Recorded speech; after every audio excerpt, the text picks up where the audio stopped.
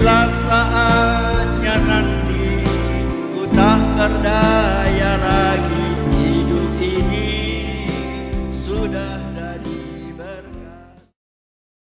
Kalau saya tanya saudara, dari antara semua ayat-ayat firman Tuhan, kalau dipilih yang mana ayat yang ya semua sih firman Tuhan, semua firman Tuhan berharga ya kan? Tapi kalau saya tanya mana ayat yang paling berharga, paling baik, nomor satu lah di Alkitab, kira-kira saudara pilih mana? Hah? Ayat yang paling terkenal. Hah?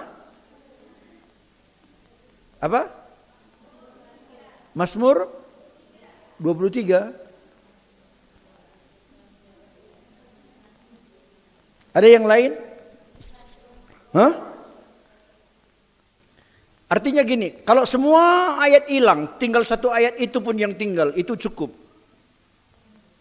Apa itu? Ayat paling penting.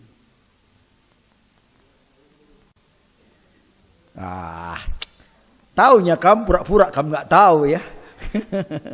Yohanes pasal 3 ayat 16. Itu aja. Kamu nggak tahu ayat manapun, cuman itu aja yang kamu tahu. Karena demikianlah Allah mengasihi isi dunia ini sehingga Dia memberikan Anak yang tunggal supaya barang siapa yang percaya pada Dia tidak binasa, melainkan beroleh hidup yang kekal. Kalau kita menginjil, semua ayat kita nggak tahu, cuman satu ayat itu yang kita tahu. Pakai itu aja kita nginjil, bisa membuat orang lain bertobat.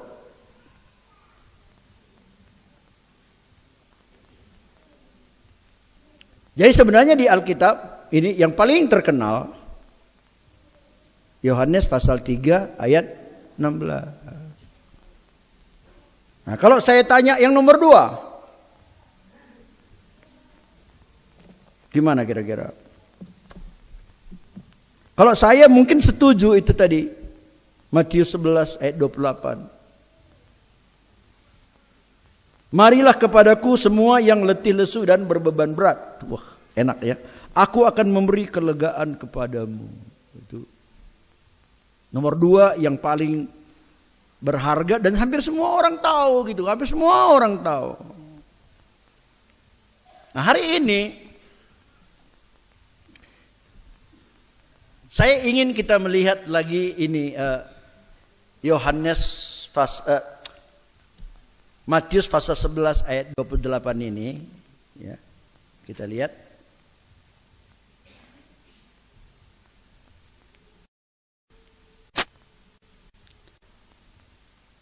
Marilah kepadaku semua yang letih lesu dan berbeban berat.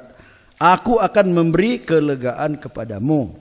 Ayat 29. Pikullah kuk yang kupasang dan belajarlah kepadaku, karena aku lemah lembut dan rendah hati, dan jiwamu akan mendapat ketenangan.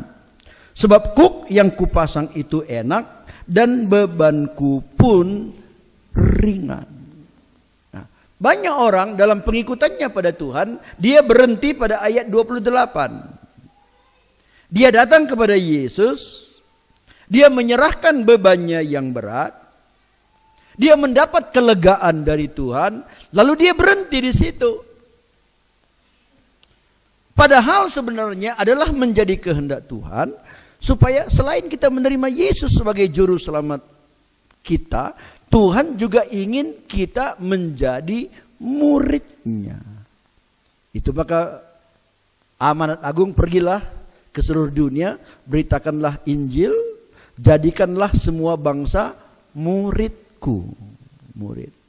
Jadi bukan cuma mengikut aja, bukan cuma menjadi orang yang percaya aja, bukan nanti kalau mati masuk surga saja, tetapi juga harus jadi murid. Nah, ciri-ciri untuk jadi murid, kalau kita baca di dalam Matius 11 ini tadi di ayat 29, harus memikul kuk yang kupasang dan belajarlah padaku. Murid itu kan belajar. Jadi untuk belajar harus kita memikul kuk. Sebenarnya dalam pengiringan kita pada Tuhan, saudara sudah percaya, amin? Sudah bertemu Yesus, amin? Sudah dijamin memiliki hidup yang kekal, amin?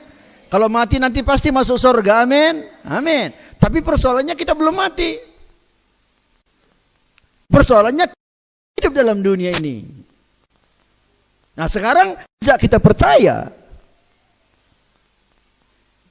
sampai nanti bertemu dengan Yesus, sampai kita mati, dalam perjalanan ini apa yang harus kita lakukan?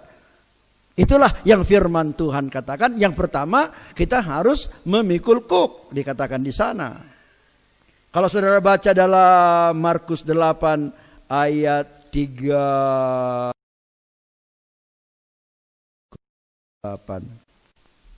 Ayat 34. Lalu Yesus memanggil orang banyak dan murid-muridnya dan berkata pada mereka, setiap orang yang mau mengikut aku, ia harus menyangkal dirinya, memikul salibnya dan mengikut aku. Jadi ada lagi yang lain, yaitu memikul salib. Dua ini tugas kita sebenarnya. Memikul kuk, memikul salib. Nah, selama 13 minggu ini, 13 minggu, kita akan banyak belajar nanti bagaimana sebenarnya kita harus memikul harus menjadi murid yang sejati, murid Kristus. Nah, hari ini kita awali dengan memikul kuk, dan nanti 13 minggu kemudian kita nanti akan akhiri dengan memikul salib. Di tengah-tengahnya ini kita akan ketemu dengan 11 pelajaran bagaimana sebenarnya kita memikul kuk, bagaimana sebenarnya kita memikul salib. Kuk itu bahasa Karonya pasangan yang di leher lembu itu. Tahu kamu leher lembu? Itu namanya kuk. Aku mau tanya, kuk itu dibikin dari apa? Dari kayu. Kalau salib dari kayu juga, sama-sama kayu, iya kan? Tapi satu terkenal, satu kurang terkenal. Yang mana lebih terkenal? Salib. Siapa kamu di sini, mama-mama, atau juga mungkin laki-laki ada di sini yang kalungnya ada salibnya? Coba angkat tangan. Tinggi-tinggi, nggak usah malu, nggak diminta kalungnya. Ada ya, ada. Oke, syukurlah. Bapak ada nggak yang pakai kalung salib? Nggak ada ya. Atau di Alkitabnya ada gambar salib gitu. Ada nggak stiker apa yang ada gambar salib? Angkat tangan coba. Ada di belakang sana, ada ya. Oke. Nah, sekarang aku mau tanya, siapa di antara kamu yang ada di kalungnya itu diikat gambar kuk? Ditaruh gambar kuk di situ, ada? Atau di Alkitabnya ada foto kuk di situ, ada? Enggak, tidak dikenal sama sekali. Tapi Yesus mengajar kita untuk menjadi murid, dua-dua ini harus terjadi dalam hidup kita. Kalau salib itu kan alat kematian. Kita nyanyi, salibnya. Apa yang kita ingat? Kematian Tuhan Yesus. Lambang pengorbanan. Apa yang menetes di sana? Darahnya. Tapi kalau kuk, itu beda. Kalau kuk itu alat kerja keras. Kuk itu lambang pelayanan. Bekerja, melayani. Kalau yang mikul kuk itu apanya yang menetes? Keringatnya yang menetes. Jadi untuk jadi murid Tuhan, berarti kita ini harus siap. Kalau Tuhan bilang pikul kuk, kita pikul kuk. Kalau Tuhan bilang pikul salib, harus mengorbankan nyawa. Oke, nggak apa-apa, kita siap. Tapi mungkin untuk Indonesia, saudara untuk mengikut Tuhan, saudara belum perlu mengorbankan nyawa. Belum sampai di situlah. Tapi dulu di zaman Romawi dulu ya, zaman Nero dulu itu kalau ikut Tuhan itu wow, ditangkap, dilempar ke lubang singa, diadu dengan singa di stadion, dibakar. Nah, sekarang masih ada negara-negara yang sulit ya menjadi orang Kristen. Termasuk di salah satu negara kecil di pegunungan Himalaya sana. Itu kalau mau jadi orang Kristen boleh, tapi masuk penjara dulu 2 tahun. Udah keluar dari penjara baru boleh jadi orang Kristen. Nah, kalau dia kawin dengan satu perempuan yang agama negara itu boleh, tapi anaknya waktu lahir anaknya itu harus ikut mamanya. Agama yang nah, kalau si bapak mau anaknya pun jadi Kristen boleh, asal mamanya dulu masuk Kristen. Nah, kalau mama ini mau masuk Kristen boleh, masuk penjara lagi dulu 2 tahun. Udah dua-dua suami istri masuk penjara 2 tahun, baru mereka boleh jadi orang Kristen, menikah, melahirkan anak, anaknya baru boleh jadi orang Kristen. Kira-kira kalau di Indonesia dibikin peraturan seperti itu, masihkah sebegini kita banyak datang kebaktian? Coba tanya sebelahnya, kalau kau masih kebaktian enggak? Bilang coba.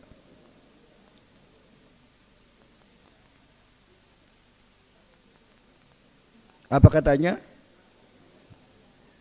Belum sampai gitulah. Tapi sekarang yang Tuhan yang kita mau bicarakan sebagai pelajaran yang pertama hari ini ialah bahwa kita ini memang harus memikul kuk, ya, harus kerja keras, ya, harus melayani, harus rela memeras keringat, gitu. Sebelahnya, selama ini kamu melayani Tuhan sudah kerja keras belum? Bilang.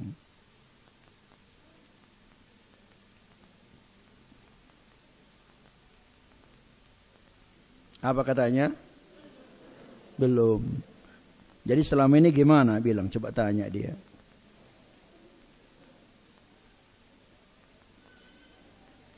Jadi sebenarnya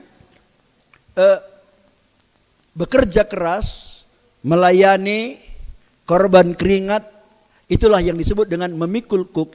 Itu sebenarnya nggak bisa dipisahkan dari sikap kita waktu kita menerima Yesus sebagai Tuhan dan Juru Selamat kita. Jadi jangan berpikir, kalau kita datang sama Yesus, semua beban beratku hilang. Wah, berarti nggak ada lagi bebanku. Salah.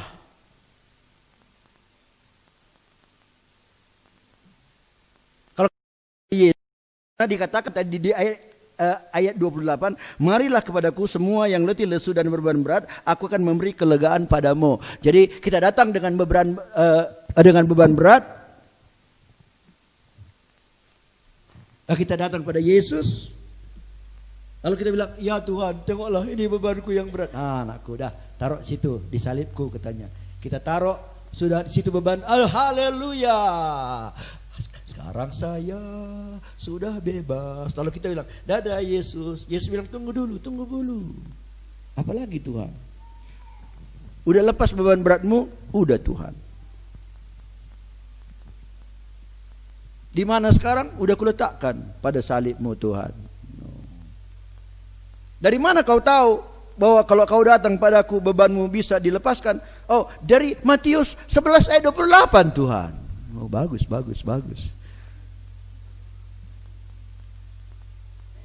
Lalu Tuhan bilang, kau udah baca ayat 29?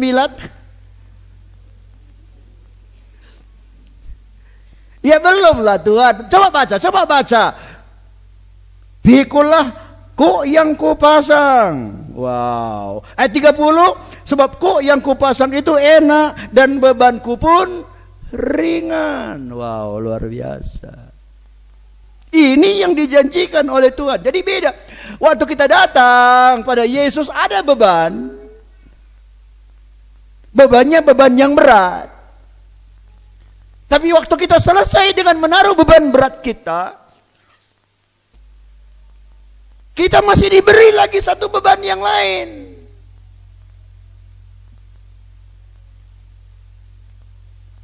Tapi beban yang lain itu bukan beban yang berat. Beban yang lain itu dikatakan di ayat 30, sebab kuk yang kupasang itu enak dan bebanku pun ringan. Ada enggak beban yang ringan dan enak?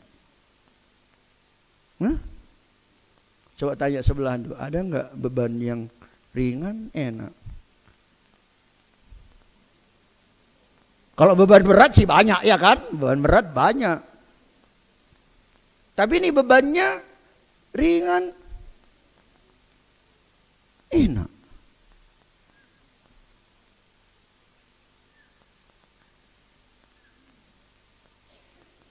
Tadi di susu aku tanya gini.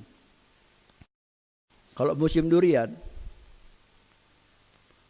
pulang kamu dari ladang, lebih senang kamu bawa beban atau enggak usah bawa beban?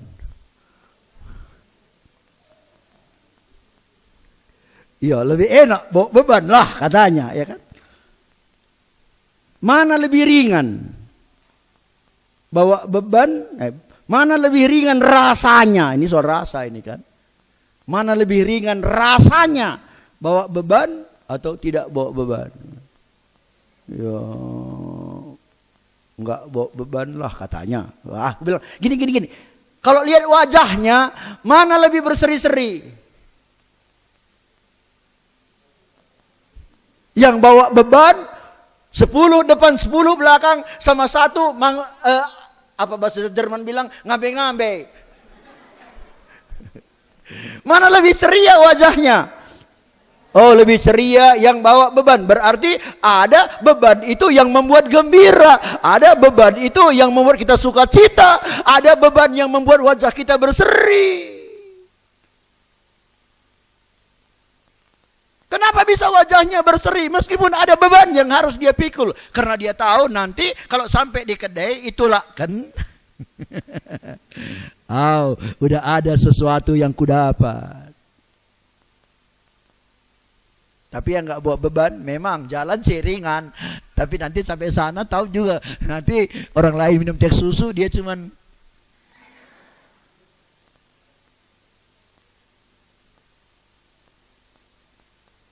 kenapa waktu kita mengikut Tuhan, sesudah menyerahkan beban kita yang berat, kita rela memikul satu beban, tetapi yang membuat kita sukacita, yang membuat kita sejahtera, karena kita tahu sebentar lagi kita akan menerima upah. Sebentar lagi kita akan menerima pahala. Sebentar lagi kita akan diberkati oleh Tuhan. Haleluya.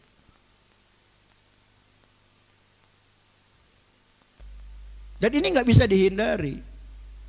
Kalau orang yang tidak mau memikul dalam hidupnya, maka itu sama dengan orang yang tidak mau jadi murid. Dia hanya mau berkat-berkatnya saja.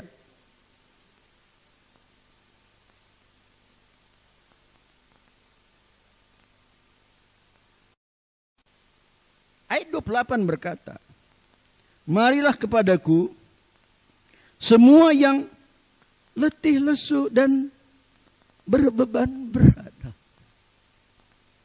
Siapa sih di dunia ini yang gak letih lesu? Siapa sih di dunia ini yang gak berbeban berat?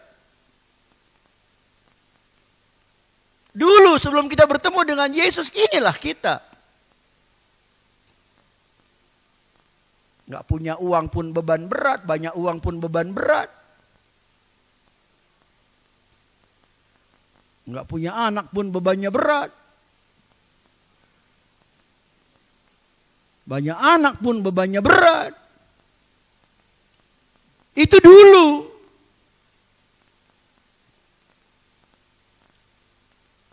Lalu kita mulai mencari. Apa yang kita cari?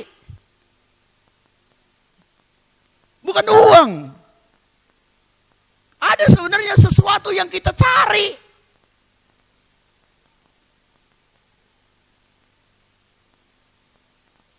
Dan yang paling parah saudaraku ialah kalau kita sedang mencari sesuatu yang kita nggak tahu apa itu. Capek itu. Dulu ada pengerja kita di sini, Dali Mendrova. Sekarang dia gembala di Tapanuli Selatan. Dali, saya bilang, apa om? Cari dulu piting lampu di gudang. Di gudang itu banyak piting lampu. Ya om, lari. Lama di sana. Aku udah nunggu mau masang nih. Kok lama kali dia ya? Padahal banyaknya piting lampu di sana. Akhirnya aku datangi sana ke gudang. Kulihat dia sedang mencari.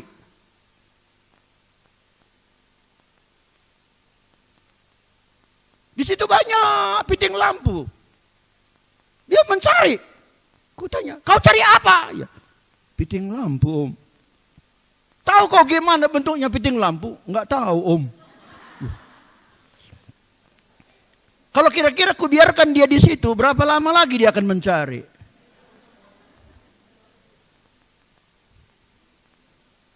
Ini tipe orang yang paling susah dalam hidup ini. Dia sedang mencari. Kami ini sedang mencari ini. Di luar sana setiap orang bangun pagi dia mencari sesuatu. Dan sering sekali orang nggak ngerti apa yang dia cari.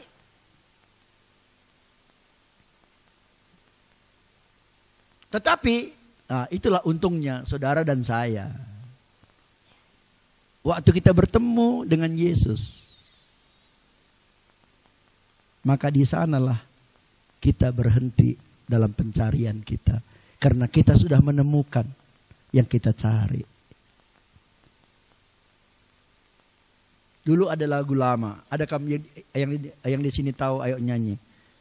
Lama ku cari sini dan sana, damai buat hati yang tidak fana, sampai ku datang di kaki Tuhan dan ku terima Dia dalam hatiku. Itu lama ku cari. Terdaram, daram kalaku. Ya mencari, ya kan. Cari.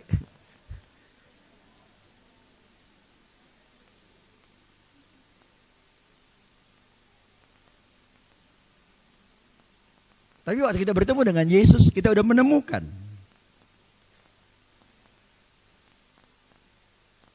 Dan sekarang kita bisa memulai satu babak baru, ya, di dalam kehidupan kita. Ya.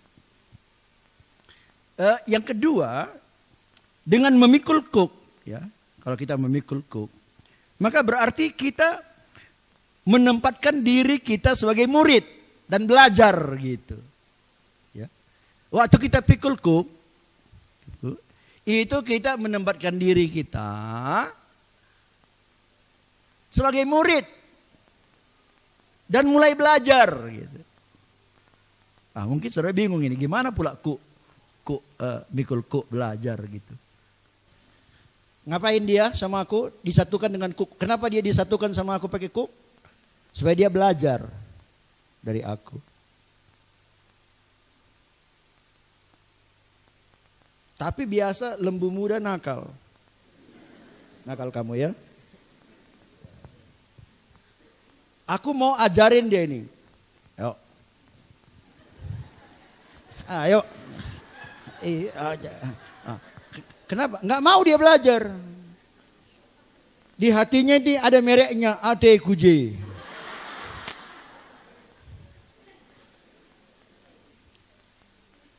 Itu sebabnya maka perlu dia dipasang kuk. Tetapi kemudian akhirnya dia sadar bahwa waktu dia disatukan dengan aku di satu kuk, tugasnya adalah belajar. Coba kalau dia melawan, dia capek enggak? Capek. Aku capek enggak? Capek. Dia terluka enggak? Meratah kuduk, nah, ya kan? Udah biru pundaknya. Berat enggak bagi dia? Berat enggak bagi saya? Berat, karena dia terus melawan. Tetapi kalau dia mau belajar dari aku, dia mau tunduk sebagai murid. Kalau guru bilang 2 tambah 2, 4, murid bilang kalau 5 itu mengacau ya. Ya, murid menjawab sesuai dengan yang dikatakan oleh gurunya. Kalau guru bilang, "Hei, lembu muda, ikut." Nah, ikut. Enak enggak? Beban ringan enggak? Ringan. Yang aturan satu orang pikul jadi berdua, ya kan? Jadi dengan kuk ini dia bisa belajar. Tepuk tangan untuk lembu muda. Percaya pada Yesus dan memikul kuk itu adalah 2 hal yang berbeda. Kita percaya menyerahkan hidup kita itu waktu kita menerima keselamatan. Tapi kita rela memikul kuk waktu kita mau bersedia melayani, berbuat sesuatu untuk hormat kemuliaan nama Tuhan. Nah, banyak orang berhasil datang pada Yesus. Tapi waktu disuruh pikul kuk, di sana gagal dia. Karena waktu pikul kuk, dia harus melepaskan egonya sendiri. Kalau dia mengikuti kehendak dia saja, seperti itu lembu muda tadi, wah bisa terluka dia. Sikit-sikit sakit hati, sikit-sikit marah. Karena nggak mau tunduk, nggak mau belajar.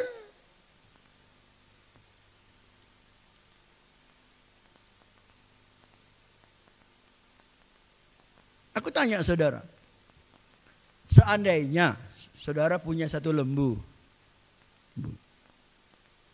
Saudara mau lembu itu membajak ke ladang. Untuk membajak itu harus taruh kuk di lehernya. Aku mau tanya saudara, kira-kira lembu itu lebih suka dipasang kuk atau tidak? Saya ulang. Menurut saudara, kira-kira lembu itu lebih suka ditaruh kuk atau tidak? Tidak. Kenapa dia lebih suka tidak? Karena bebas. Oke, sekarang saudara tuntun dia dari rumah sampai di ladang. Sampai di ladang, saudara buka talinya, bebas. Aku mau tanya, kira-kira lembu itu tahu nggak apa kehendak tuannya? Hah? Nggak tahu dia apa kehendak tuannya. Karena dia nggak tahu kehendak tuannya, dia lakukan apa? Adekku je.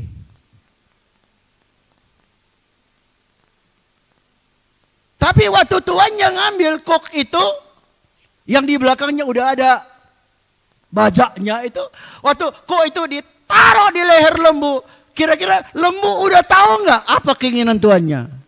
Tahu. Oh, rupanya tuanku ini mau aku membajak ladang.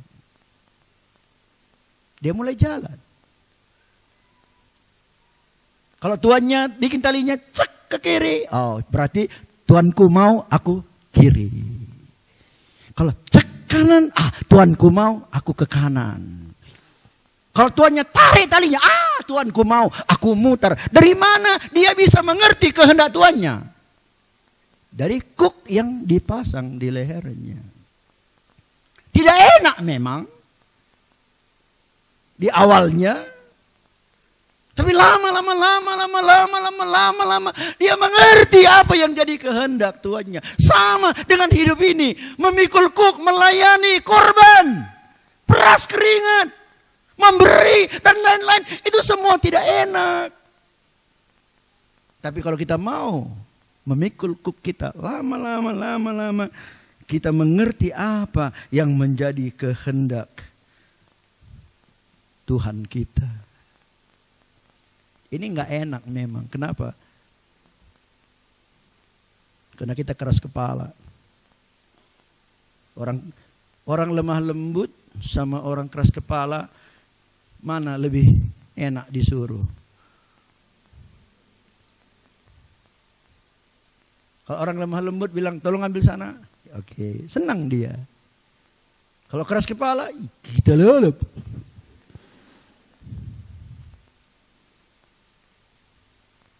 Mama, jangan mama pikir suamimu yang keras kepala. Suami, jangan pikir istrimu yang keras kepala. Orang-orang tua, jangan pikir anak-anakmu yang keras kepala. Semuanya kita keras kepala. Betul enggak? Bilang sebelahnya, kau keras kepala. Bilang.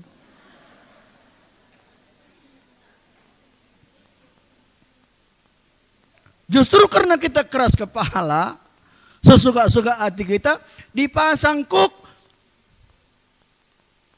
Karena kalau enggak dipasang kuk, siapa yang berkuasa?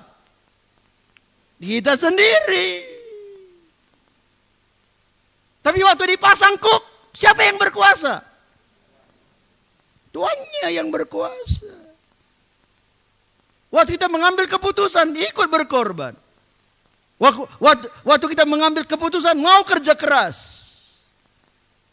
Waktu kita mengambil keputusan rela menetaskan keringat.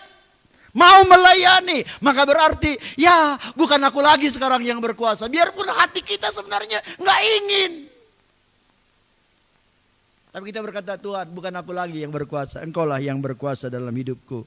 Jadi kita dengan kerelaan kita memikul kuk. Berarti kita mengizinkan Yesus memegang kendali. Bukan kita lagi yang memegang pusat kehidupan kita.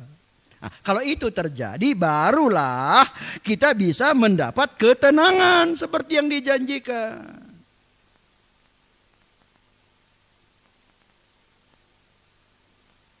Kapan lembu muda dapat ketenangan? Waktu dia mau mengikut apa yang dikatakan oleh lembu senior. Kiri, kata lembu senior, kiri. Di situ baru dia dapat ketenangan. Kalau dia melawan terus, bermasalah terus, luka terus, capek dalam hidup ini. Jadi kalau kita dengar firman Tuhan, udah belajar ya Tuhan. Sebenarnya sih aku nggak senang, aku nggak setuju. Tapi kalau aku nggak senang, nggak setuju, aku melakukan apa saja itu soalnya aku terluka, pahit, banyak masalah dalam hidupku. Tapi kalau kita mau tunduk, ya Tuhan aku mau. Biarpun aku nggak ingin, seperti lembu muda tadi. Sebenarnya dia ingin bebas. Tapi udahlah. Akhirnya dia tunduk. Akhirnya apa? Dia mendapat ketenangan. Saudara ingin ketenangan, saudara ingin damai sejahtera, saudara ingin diberkati oleh Tuhan. Rahasianya adalah pikul kuk, taat, tunduk kepada kehendak Tuhan. Engkau akan diberkati oleh Tuhan. Matius 6:33, carilah dahulu kerajaan Allah dan kebenarannya. Maka semua yang lain diberikan padamu. Tugas kita apa? Cari dahulu kerajaan Allah. Tugas saudara bukan cari uang. Tugas saudara bukan bagaimana saudara senang. Tugas saudara bukan bagaimana supaya saudara diberkati. Tugas saudara mencari Tuhan. Tugas saudara menyenangkan Tuhan. Tugas saudara mencari kerajaan Allah. Tugas Tuhan yang akan memberkati saudara. Hari Rabu yang lalu, kira-kira 30-40 orang pendeta-pendeta dipanggil bupati. Makan siang bersama kita sekali Pak Pendeta, katanya. Ya kalau makan siang, adilalah. Kesitulah aku. Jadi bupati bilang, kita sekarang negara kita gawat, katanya. Kita sekarang sudah krisis pangan. Jadi makanan di Indonesia ini sekarang beras udah nggak cukup lagi, katanya. Dulu kita import dari Vietnam, dari Thailand. Sekarang negara-negara itu nggak mau lagi ekspor karena mereka pun krisis. Jadi nggak mau jual lagi. Jadi sekarang Indonesia gawat, katanya. Itu maka tolong umumkan sama anggota-anggota pendeta semua. Tanam padi, katanya. Tanam sukat, katanya. Butuh hamudo sukat. Tanam ubi, katanya. Supaya gua gia denggau Indonesia indah gelah tanah karoenda aman, katanya. Jadi ada dalam satu krisis. Lalu saya berdiri, saya bilang, Pak Bupati, kalau menurut saya masalah krisis itu nggak bisa diatasi dengan hanya tanam padi, sukat, ubi. Bukan itu masalahnya. Karena memang firman Tuhan udah janjikan, udah dinubuatkan di akhir zaman akan ada kelaparan, akan ada gempa, iya kan? Ada peperangan, kasih akan tawar, sama seperti sekarang yang sudah terjadi itu nggak bisa dihindari. Wahyu berkata secupak gandum sedinar harganya. Secupak itu kira-kira 1 liter. Jadi kira-kira secupak gandum sedinar harganya. Kira-kira itu maksudnya sada 1 liter beras upah 1 hari kerja. Jadi satu tumba kan 2 liter. Upah ngemau 2 wari. Jadi berarti satu tumba 60.000. Satu ayan 600.000. Tunggu sebentar lagi 600.000 harga beras. Gua abane, elah kuteh. Itu yang dikatakan oleh firman Tuhan. Tapi saya bilang, tapi Pak Bupati di bawah dikatakan minyak dan anggur jangan dirusakkan. Orang percaya yang dipimpin oleh Roh Kudus tidak akan mengalami mara bahaya. Sama seperti orang Israel dulu. Waktu di Mesir, orang Mesir semua dihukum. Tapi orang Israel dilindungi oleh Tuhan. Jadi yang penting sekarang bagaimana caranya supaya orang Karo ini beriman takut pada Tuhan. Kalau orang Karo takut akan Tuhan, Tuhan yang memelihara tanah Karo ini. Ya tolonglah Pak Bupati, kalau ada acara-acara yang membangunkan iman, didukunglah saya bilang. Jangan dulu kami bikin apa konser Komuda, aku bilang. Berapa ribu orang kumpul dari Jakarta datang, minta sumbangan sama Pemda, cuma dikasih 1 juta, aku bilang.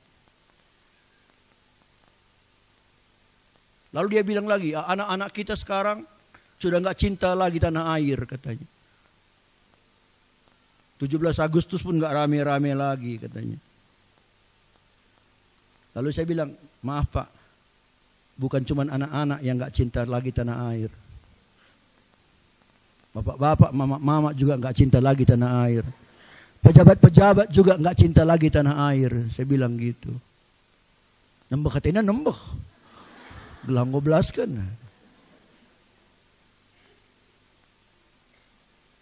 Mereka banyak berpikir tentang yang kelihatan. Padahal masalah kita bukan ini, bukan yang kelihatan. Masalah kita masalah rohani. Peperangan di udara. Itu maka saya yakin. Kalau dalam hidup kita, kita utamakan Tuhan. Seperti janjinya dalam Matius 6:33. Carilah dahulu. Ada dahulunya. Apa bahasa Karo dahulu? Lebih. Ada lebihnya. Cari dahulu kerajaan Allah. Maka semua yang lain akan diberikan padamu. Kalau ada orang kena narkoba, ke warung remang-remang, bukan ya tutup sih bagus, tutup semua bagus, tapi itu tidak menyelesaikan persoalan. Persoalan selesai waktu orang takut pada Tuhan. Jadi waktu kita jadi murid, di sana kita belajar. Kita mencari Tuhan. Dialah yang mengendalikan hidup kita. Dan waktu kita sadar, dialah yang mengendalikan hidup kita, tenang kita. Haleluya. Haleluya.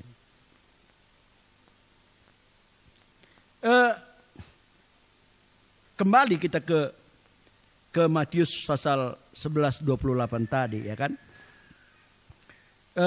Yesus kan menawarkan kelepasan. Marilah padaku semua yang letih lesu dan beban berat, aku akan memberi kelegaan padamu. Aku memberi kelepasan padamu dari semua beban beratmu. Tapi dari sisi yang lain, dia juga mengharuskan kita memikul kuk. Nah, tapi kita baca di ayat 30, ternyata kuk yang diberikan itu bukan beban. Justru itu enak dan ringan. Jadi sebenarnya damai sejahtera, ketenangan, hidup sukacita dan lain sebagainya itu adalah akibat dari penyerahan diri. Waktu lembu muda ngotot terus suka hatinya, aduh nggak ada ketenangan kan. Tapi waktu akhirnya ya udahlah nggak ada gunanya lagi aku melawan, aku menyerahlah katanya. Dia menyerah, baru dia mulai rasa sesuatu yang berbeda di dalam kehidupannya. Jadi ayo hari ini semua kita yang sudah datang pada Yesus, saya percaya beban berat kita beres dibikin Tuhan. Sebenarnya bagi Tuhan itu gampang. Tapi kadang-kadang kita sendiri yang menyebabkan beban kita jadi berat. Seperti tadi, melawan terus kita. Tapi yuk hari ini, waktu kita datang kepada Tuhan, kita berkata, ya Tuhan, aku serahkan hidupku padamu. Apapun yang Tuhan mau, aku mau melayani, aku mau berbuat sesuatu. Apa yang bisa ku kerjakan untuk menyenangkan hatimu, aku mau Tuhan. Tuhan berjanji akan memberikan ketenangan kepada kita. Amin. Amin. Amin.